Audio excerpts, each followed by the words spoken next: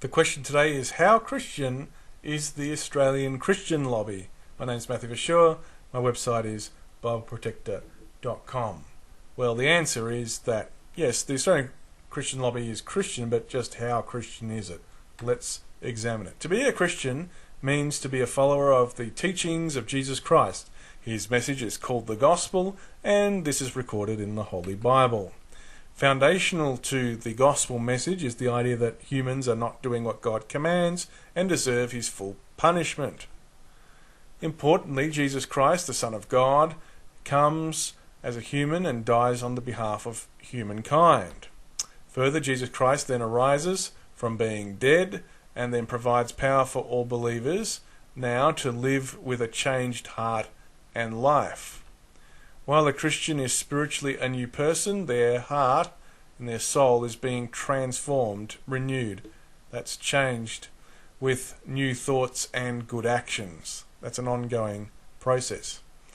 A new heart also will I give you, and a new spirit will I put within you, Ezekiel chapter 36, verse 26. But though our outward man perish, yet the inward man is renewed day by day, 2 Corinthians chapter 4, verse 16.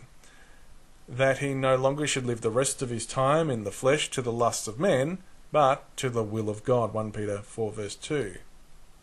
But God be thanked that ye were the servants of sin, but ye have obeyed from the heart, Romans 6 verse 17. But now being made free from sin and become servants to God, ye have your fruit unto holiness, and the end everlasting life, Romans 6:22. The Bible shows it in many other places. The holy and good life of Christians is something that they should believe God works or outworks in them. After all, Jesus came to save sinners, that is, rescue and help people that were violating God's law, so that they would actually not be bad or troubled people anymore. So, why does Martin Iles from ACL reject the central Christian thinking that true followers of Jesus no longer have sinners' hearts? Now, I'm pointing this out because there's an inconsistency. Christian doctrine says a new heart. You're living a new way. Well, what does Martin Iles say? Let's have a look. He says we must be alarmed at the nature of the human heart. And our hearts actually share the same disease as human beings, he says. They're all sinners' hearts. They're all fallen hearts. They're all human hearts, and that should fill us with concern. We must guard our hearts because they are sinful hearts, he says, because they are deceitful hearts, because they are wicked hearts.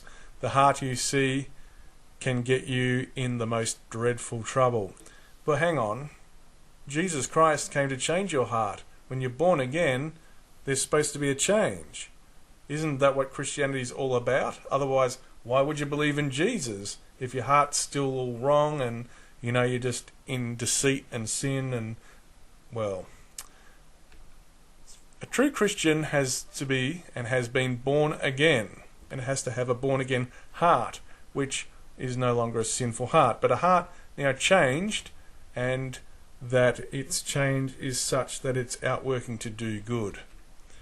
And such was some of you, but ye are washed, but ye are sanctified, but ye are justified in the name of the Lord Jesus.